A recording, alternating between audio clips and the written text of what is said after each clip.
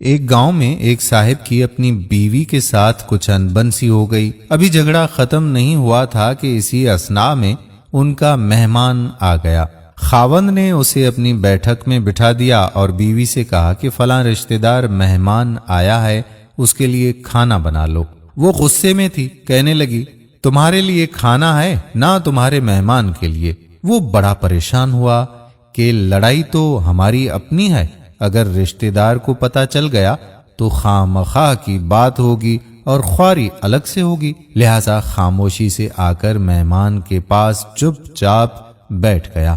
اتنے میں اسے خیال آ گیا کہ چلو بیوی اگر روٹی نہیں پکاتی تو سامنے والے ہمارے ہمسائے بہت ہی اچھے لوگ ہیں، خاندان والی بات ہے، میں انہیں ایک مہمان کا کھانا پکانے کے لیے کہہ دیتا ہوں۔ چنانچہ وہ ان کے پاس گیا اور کہنے لگا کہ میری بیوی کی طبیعت آج کچھ خراب ہے، لہذا آپ ہمارے مہمان کے لیے کھانے کا انتظام کر دیجیے گا۔ انہوں نے کہا بہت اچھا، جتنے آدمیوں کا کہیں کھانا بنا دیتے ہیں۔ وہ مطمئن ہو کر مہمان کے پاس آ کر بیٹھ گیا کہ مہمان کو کم از کم کھانا تو مل جائے گا، جس سے میری عزت بھی بچ جائے گی۔ تھوڑی دیر کے بعد مہمان نے کہا کہ ذرا ٹھنڈا پانی تو لا دیجیے گا۔ وہ اٹھا کہ گھڑے کا ٹھنڈا پانی لاتا ہوں۔ اندر گیا تو دیکھا کہ بیوی صاحبہ تو زاروں قطار رو رہی ہے۔ وہ بڑا حیران ہوا کہ یہ شیرنی اور اس کے آنسو، کہنے لگا کیا بات ہے؟ اس نے پہلے سے بھی زیادہ رونا شروع کر دیا، کہنے لگی بس مجھے معاف کر دیں۔ وہ بھی سمجھ گیا کہ کوئی وجہ ضرور بنی ہے۔ اس کے خاوند نے کہا کہ بتاؤ تو صحیح، آخر تمہارے رونے کی وجہ کیا ہے؟ تم ایسے کیوں رو رہی ہو؟ بیوی نے کہا کہ پہلے مجھے معاف کر دیں، پھر میں آپ کو اپنی بات سناؤں گی۔ خیر، اس نے کہہ دیا کہ جو لڑائی جھگڑا ہوا ہے میں نے وہ دل سے نکال دیا ہے اور تمہیں معاف کر دیا ہے۔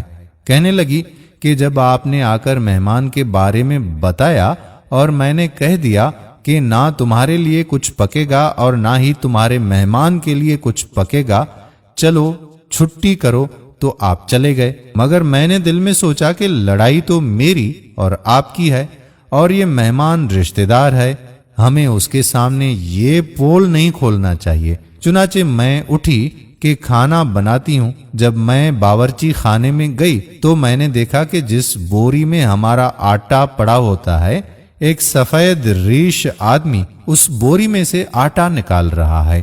میں یہ منظر دیکھ کر سہم سی گئی۔ وہ مجھے کہنے لگا کہ اے خاتون، پریشان نہ ہو، یہ تمہارے مہمان کا حصہ تھا جو تمہارے آٹے میں شامل تھا۔ اب چونکہ یہ ہمسائے کے گھر میں پکنا ہے، اسی لیے وہی آٹا لینے کے لیے میں یہاں آیا ہوں۔ دوستو، اس واقعے سے ثابت ہوتا ہے کہ مہمان بعد میں آتا ہے، جبکہ اللہ تعالیٰ اس کا رزق پہلے بھیج دیتا ہے۔ یہ واقعہ کتاب خطبات فقیر سے ماخوذ کیا گیا۔ اللہ تعالیٰ ہمیں صراط مستقیم پر چلنے کی توفیق عطا فرمائے۔